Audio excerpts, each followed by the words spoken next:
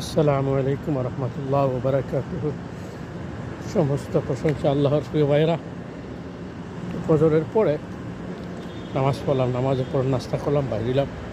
আলহামদুলিল্লাহ, আজকে আবহাওয়াটা খুব সুন্দর, না গরম না ঠান্ডা, এরকম একটা পরিবেশ। মসজিদের সামনে আমরা, এই মসজিদে আমি নামাজ পড়ি। খুব সুন্দর একটা আবহাওয়া।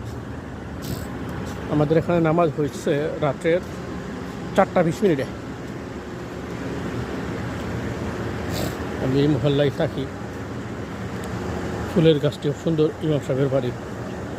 এখানে প্রত্যেক ইমামকে মসজিদের সাথে বাড়ি মসজিদ কমিটি দিয়ে থাকে। খুব সুন্দর সিস্টেম। আল্লাহ যেন আমাদের দেশের ইমামদের জন্য এই ব্যবস্থা করে দেন। আল্লাহর কাছে এই প্রার্থনাই করি।